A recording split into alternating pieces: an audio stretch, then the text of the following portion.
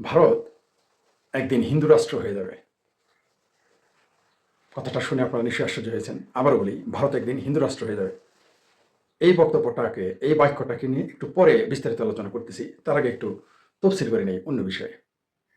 ধান বানতে একটু শিবের গীত গাই। বাংলাদেশের মানুষ কিন্তু অনেকেই মনে করে যে ভারত হচ্ছে একটি হিন্দু রাষ্ট্র। পাকিস্তানের অনেকেই মনে করে এবং বিশ্বাস করে যে ভারত একটি হিন্দু রাষ্ট্র, যদিও ভারতে বাংলাদেশ বা পাকিস্তানের সাথে বেশি মুসলমান বসবাস করে, তারপরে মনে করে হিন্দু রাষ্ট্র। ইভেন এই বাংলাদেশ এবং পাকিস্তানের অনেক মুসলমান মনে করে বাংলাদেশ এবং পাকিস্তান থেকে হিন্দুদের তাড়িয়ে দেওয়া উচিত। আমি মৌলবীদের কথা বলি নাই, মৌলবীরা তো এটা বিশ্বাসী করে, তারা এটা পড়ে, তারা তো সারা দুনিয়াতেই যত মুসলিম আছে তাদের সরিয়ে দিতে পারলে সবের কাজ মনে করবে। এটা তাদের শিক্ষা এবং দীক্ষা, সেটা বাদ, আমি তাদের কথা বলতেছি না। আমি কোট্টাই পড়া মুসলমানের কথা বলতেছি। এই বাংলাদেশে অনেক মুসলমান মনে করে, কোট্টাই এলা মুসলমান, আমার মতো এরকম ক্লিন শেপ করা মুসলমান, ক্লিন শেপড মুসলমান মনে করে যে বাংলাদেশ থেকে হিন্দুদের তাড়িয়ে দেওয়া উচিত, খ্রিস্টানদের তাড়িয়ে দেওয়া উচিত, বুদ্ধদের তাড়িয়ে দেওয়া উচিত, বা অন্য যে কোনো ধর্মের খ্রিস্টানদের তাড়িয়ে দেওয়া উচিত, পুরো আর না হয় তাদের কনভার্ট করে মুসলমান বানানো উচিত। এটা অনেকেই মনে করে। আমি কিন্তু মৌলবীদের কথা বলি নাই, আবার বললেন না যে মৌলবীদের গালাগালি করতেছি। আমি মৌলবীদের নিয়ে এখানে কোনো কথা বলবো না। আমি এখানে মৌলবীদের কোনো সমালোচনা করতে চাইতেছি না। আমি কোট্টাই এলা, আমার মতো কোট্টাই এলা লোকদের কথা বলতেছি। এই বাংলাদেশে এমনকি তারা লিখে ফেসবুকে যে বাংলাদেশকে হিন্দু, বৌদ্ধ, খ্রিস্টান, আবার জৈন বা যে কোনো ধর্মের থাকবে অমুসলিম শূন্য ঘোষণা করতে হবে, বিশেষ করে হিন্দুদের তাড়িয়ে দিতেই হবে, এরকম তারা বলে, বিশ্বাস করে, পরিবারে আলোচনা করে, রাষ্ট্রে আলোচনা করে, ঘরে আলোচনা করে, দোকানে আলোচনা, এমনকি ফেসবুকে লেখে পাবলিকেলি। এমনকি তারা ইউরোপ, আমেরিকা, অস্ট্রেলিয়া, কানাডা বাস করার লোকরা এগুলো বিশ্বাস করে এবং লেখে। নিজেরা কিন্তু ইহুদি, খ্রিস্টান, বৌদ্ধদের দেশে গিয়ে বাস করে, জাপানে গিয়ে বাস করে, আমেরিকা, ইউরোপে গিয়ে বাস করে। আবার দেখবেন তার পক্ষে আবার তারা সাফাই গাইবে।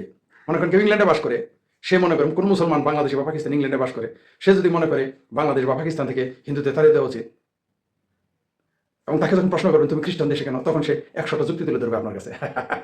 যদি বলে তোমাকে তাড়িয়ে দেওয়া হবে, তখন বলবে ইসলামোফোবিয়া। আমি ওইদিকেও যাচ্ছি না। আমি কিন্তু কোটটাই পরা ক্লিন শেপ মুসলমানের কথা বলতেছি, আমার মতো যাদের চেহারা দেখতে আর কি। তারা এগুলো হবে যে বাংলাদেশকে হিন্দু সংখ্যালঘু শূন্য ঘোষণা করতে হবে বা করতেই হবে। এখন বলবেন যে এই যে ভারত হিন্দু রাষ্ট্র হবে, এর সাথে এগুলোর কানেকশন কি? জি, আসতেছি, আপনারা একটু অপেক্ষা করেন। বাংলাদেশকে তারা ইসলামী রাষ্ট্র ঘোষণা করবে। ধর্মনিরপেক্ষ রাষ্ট্র তো মানবেই না, ইসলামী রাষ্ট্র ঘোষণা করা আছে, কিন্তু তারা ভারতকে চাইবে সংখ্যালঘু সম্প্রদায়ের জন্য ধর্মনিরপেক্ষ। মানে নিজে যা কামনা করে অন্য দেশে, নিজের দেশে তা কামনা করে না। মানে একটা বিচিত্র চরিত্র হচ্ছে বাংলাদেশ এবং পাকিস্তানের মুসলমান। দেখবেন বাংলাদেশ এবং পাকিস্তানের মুসলমান ভারতে যাতে ধর্মনিরপেক্ষতা থাকে, এর জন্য যা যা করার তারা করবে, যা যা করার। কিন্তু পাকিস্তানের বাংলাদেশের সাথে করবে না, এগুলো ইসলামী শরিয়া চলবে, ইসলামী রাষ্ট্র চলবে, এবং অলরেডি রাষ্ট্র ধর্ম লিখে ফেলেছে। যে লোকটা বাংলাদেশের রাষ্ট্র ধর্ম সমর্থন করে, সেই লোকটাই ভারতের ধর্মনিরপেক্ষ হোক এটা চায়। মানে কিরকম স্ববিরোধী চরিত্র। আপনাদের কিছু তথ্য এখানে এই জন্য আলোচনা করলাম যে কোনো কিছু আলোচনা করার আগে নতুন নতুন তথ্য যদি যুক্ত না করি ওই আলোচনার সাথে রিলেটেড, আপনারা সেটা বুঝতে পারবেন না কেন করতেছি। সেই জন্যই কথাগুলো বললাম। এই পাকিস্তান এবং বাংলাদেশের মুসলমানদের চরিত্র কি? মৌলবীদের কথা বাদ, তাদের তো হিসেবের বাইরে। এরা তো বিনা হিসেবে সাম্প্রদায়িক এবং অমুসলিম বিদ্বেষী। এরা বলে না সারা দুনিয়া মুসলিম বিদ্বেষী, এরা কিন্তু নিজেরাই মুসলিম বিদ্বেষী এবং অমুসলিম বিদ্বেষী। এরা যত মুসলিম আছে এরা সব মুসলিম বিদ্বেষী, যারা মৌলবীদের কথা বললাম, এবং এরা তারা স্বীকারও করে। আমি বলি না, এটা তারাই বলে। রইল বাকি কি? কোট্টাই পারে মুসলমান, আমি তাদের কথাই বলতেছি, মৌলবীদের কথা বলতেছি না। এরা Bharat, America, Europe, Australia, Canada, Singapore, Japan, এগুলোকে ধর্মনিরপেক্ষ রাষ্ট্র চায়, কিন্তু নিজের দেশ এটা চাবে না। এখন বলুন এগুলো কেন বলতেছি? যে ওইদিকে আসতেছি।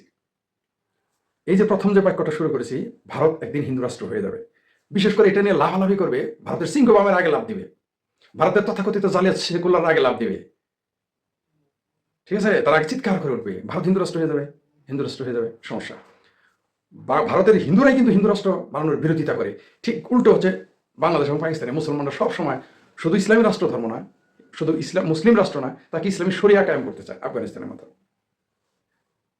কিন্তু ভারতের হিন্দুরা বিপরীত, তারা সংখ্যা গুরু হয়েও তারা ধর্মনিরপেক্ষতা ভারত চায়। কেন চায় তারাই ভালো জানে, কারণ তার ঠেলা এখনো আর কত খাবে জানি না, ঠেলা খেতে খেতে খেতে খেতে তারা শিখে না, শিখতেও চায় না। কারণ 700-800 বছর গোলাম ছিল তো মুসলমানদের, ব্রিটিশদের 200 বছর।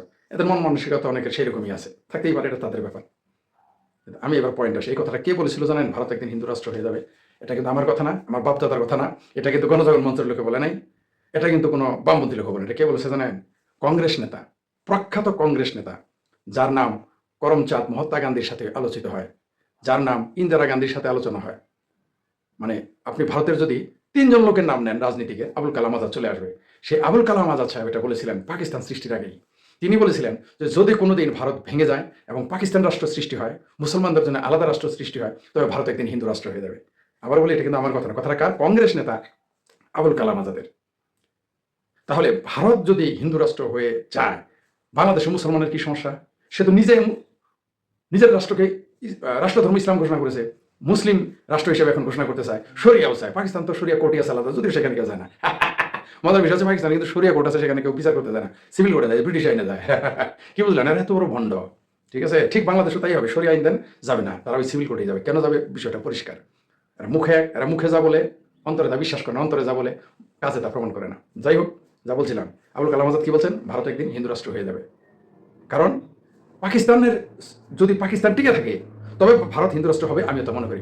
যদি পাকিস্তান ভেঙে না যায়, আবার একবার তো ভেঙেছে, একবার হাঁটু ভাঙছে, আরেকবার যদি কয়েক টুকরা না হয় পাকিস্তান, ভারত হিন্দু রাষ্ট্র হয়ে যাবে। আমি মৌলানা আবুল কালাম আজাদের মতো তাই মনে করি যে ভারত একদিন হিন্দু রাষ্ট্র হয়ে যাবে।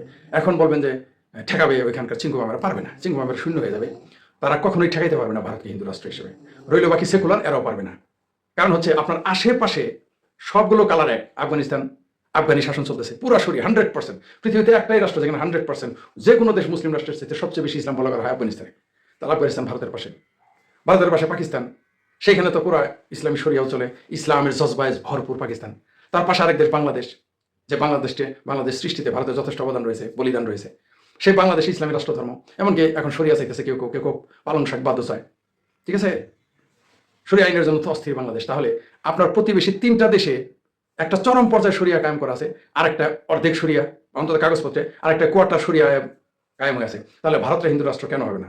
অবশ্যই ভারত হিন্দু রাষ্ট্র হবে। কারণ আপনি যেভাবে কাজ করবেন, আপনার প্রতিবেশী তো ওইভাবেই কাজ করবে এক সময়। ভারতে যদি শুধু সিংকুবামের লাফালাফি না করতো, এতদিন তো হিন্দু রাষ্ট্র হয়ে যেত, ঘোষণা হয়ে যেত। আর ভারত হিন্দু রাষ্ট্র হবে না, থেকে হিন্দু রাষ্ট্র আমেরিকা হবে। আর ভারত হিন্দু রাষ্ট্র হলে আপনাদের চিকরা কেন? সিংকুবামরা কেন চিকরি করে? ওটা তো আমরা জানি, তাদের ভোট দরকার, সেকুলারদেরও ভোট দরকার, তাই তারা চিকরি করে ওই ভোট কাউন্ট করে তারা ক্ষমতা যায় বা আসে। সেই জন্য তারা এই কথা বলে। কিন্তু ভারত একদিন হিন্দু রাষ্ট্র হয়ে যাবে। আমি আবার বলি, যদি পাকিস্তান টিকে থাকে আর বাংলাদেশ এইবার যে হারে লাফালাফি শুরু করেছে, মানে এইবার যা করলো, এই 5 আগস্টের মানে জুলাই আগস্ট থেকে শুরু করে এখন পর্যন্ত যা ঘটতেছে, তাতে ভারতকে আবারও হিন্দু রাষ্ট্রের দিকে এক ধাপে এগিয়ে নিয়ে গেছে বর্তমানে বাংলাদেশের এই 5ই আগস্টের ঘটনায়। আপনারা মনে করছেন এটা শুধু শেখ হাসিনাকে উচ্ছেদ করেছেন, তা না। আপনারা ভারতকে হিন্দু রাষ্ট্রের দিকে আরেকটা ধাক্কা দিয়ে দিলেন খুব জোরে। আফগানিস্তান তো দিয়েছিল, পাকিস্তানও দিয়েছে, রইল বাকি বাংলাদেশও সেই কাজটা করে ফেলেছে। ভারত হিন্দু রাষ্ট্র হবে, আপনি ঠেকাতে পারবেন না। এটা আমার কথা না, এই কথাটা বলে গেছিলেন। বরং 70 বছরে এখনো যে পাকিস্তান প্রতিষ্ঠার পর ভারত এখন হিন্দু রাষ্ট্র কেন হয় নাই, এটাই গবেষণার বিষয়। এবং আমিও মনে করি মৌলানা আবুল কালাম আজাদের মতো যে এই ভারত একদিন অবশ্যই হিন্দু রাষ্ট্র হবে। কারণ আপনার চারিদিকে সব মুসলিম রাষ্ট্র, শরিয়া রাষ্ট্র, সুতরাং তারা হিন্দু রাষ্ট্র হবেই। আর একটা হিন্দু রাষ্ট্র হলে আপনাদের এত আপত্তি কেন? 57টা ইসলামী রাষ্ট্র বানাইছেন, একটা হিন্দু রাষ্ট্র হলে আপনার সমস্যা কি? কেন এত আপত্তি আপনাদের? এত আপত্তি কেন? তার মানে এই না যে আমি ইসলামী শরিয়া বা ইসলামী রাষ্ট্র যেমন সমর্থন করি না, আমি তেমনি হিন্দু রাষ্ট্র সমর্থন করি না। কারণ একদিন হিন্দু রাষ্ট্র হয়ে যাবে। গুরুত্বপূর্ণ বিশ্লেষণ। ধর্মনিরপেক্ষ মানুষ, শুধু সাম্যবাদী মানুষ। আমি কোনো রাষ্ট্রের কোনো ধর্ম থাকুক আমি তা চাই না। আমি একটু বর্ণনা করলাম মাত্র, ঘটনার বর্ণনা করলাম। কারণ ভারতের পাশে বাংলাদেশ, পাকিস্তান, আফগানিস্তান থাকতে ভারত কেন হিন্দু রাষ্ট্র হবে না? অবশ্যই হবে, আপনি ঠেকাতে পারবেন না। যেটা মৌলানা আবুল কালাম আজাদ, কংগ্রেস নেতা, ভারতের কংগ্রেস নেতা বলে গেছেন যে পাকিস্তানই প্রমাণ করবে, পাকিস্তান সৃষ্টি হলে অবশ্যই ভারত হিন্দু রাষ্ট্র হবে। এবং আমি মনে করি এই 5ই আগস্ট সেই একটা জোরে ধাক্কা দিয়েছে। আমার ধারণা আগামী 15 বছরের মধ্যে, সর্বোচ্চ 10 থেকে 15 বছরের মধ্যে, 10 বছরের মধ্যে ভারত একটি হিন্দু রাষ্ট্র পরিণত হবে। কেউ ঠেকাতে পারবেন না, কারণ সেইভাবেই আপনারা কাজ করতেছেন। ভারতকে হিন্দু রাষ্ট্র হতে আপনারাই, মানে আফগানিস্তান, পাকিস্তান, বাংলাদেশ, এরা বাধ্য করবে ভারতকে হিন্দু রাষ্ট্র ঘোষণার জন্য, আমার ধারণা।